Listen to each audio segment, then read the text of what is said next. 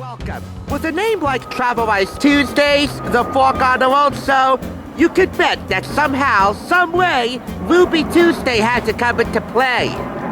As we continue to take our explorations up to the delicious maps. From Ruby Tuesday here in Elizabeth, New Jersey, it's time once again to open mouth and insert nostalgia.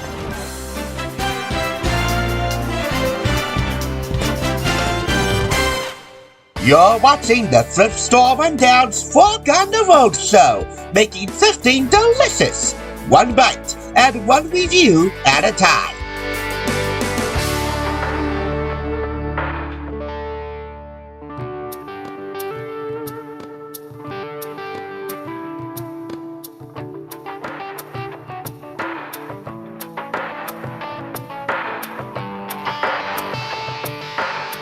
Say that the interior of this place is a bit too plain. The blue and the white is a bit too underwhelming for me, and there's too much of it.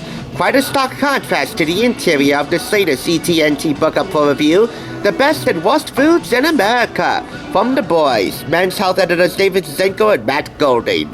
As part of their continuing no-diet weight loss solution that has swept the past Fork On The Roadshow and continues to do so this year, this book offers thousands of easy food swaps that can save you 10, 20, 30 pounds or more. Like, for example, the best banana split on the market according to ET&T, Dairy Queen's banana split versus Baskin-Robbins classic banana split. As with so many ET&T books, I got this back home from Unique in Patterson, this time for $2.99. In keeping with the title, we're going to highlight the best and worst foods in America, and a few of the healthiest ones. The format for at least the first half of the book is as follows. They give you the overall top swap for the best and worst foods in and out of restaurants. Like, for example, you're better off with this Ruby Tuesday peppercorn mushroom sirloin. These are the nutritional stats, the most important ones anyway.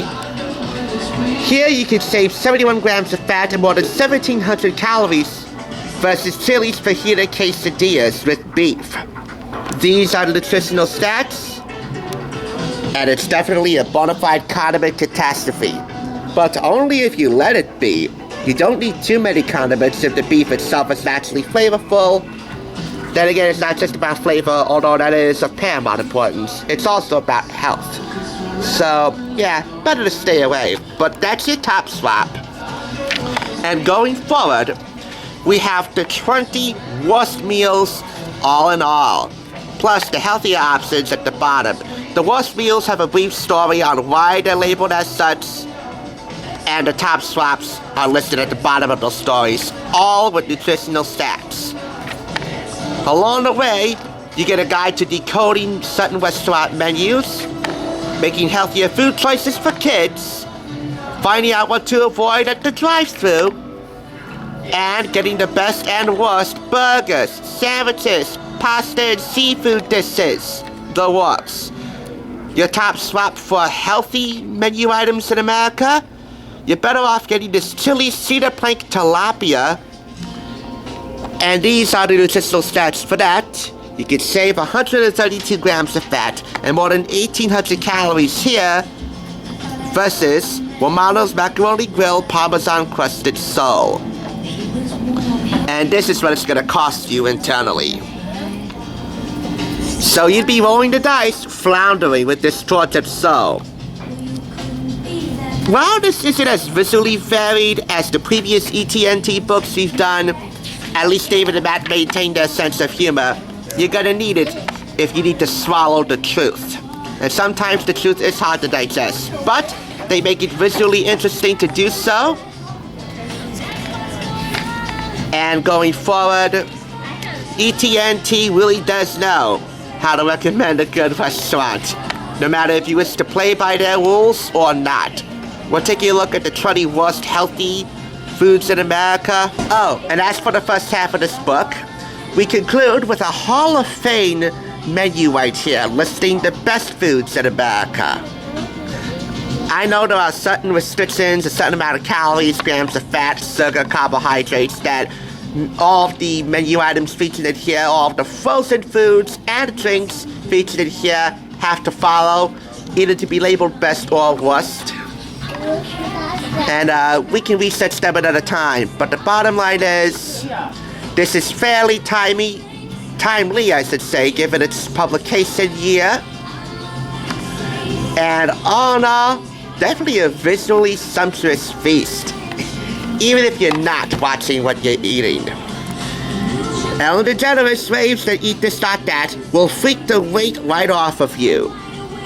Freaking the weight off of me may be too strong a term, but I will say it definitely entices in a very strong manner. I wonder what David and Matt would say about Ruby Tuesday's chicken parmesan sandwich with fries, which to me looks a little bit small. I know on camera it looks a little bit different, but still. Hey, it's no less delicious looking, I'll give it that much. And how can you ever go on with a chicken parm sandwich? I don't think the boys would think too fondly of me eating this, but you want to know what I think overall? 4.5 out of 5 claps. You should check to see which menu items still exist in the restaurants featured within. But other than that, with this kind of bargain, for this kind of work, my head is still held high, even if my stomach still hangs real low.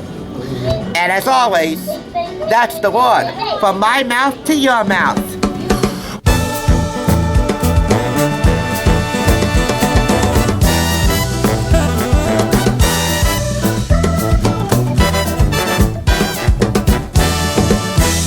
Next time, we scream for ice cream at Dairy Queen, while Chef Ramsay screams about his real passion.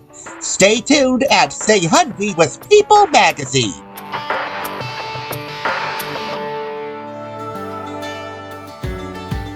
I'm gonna be famous.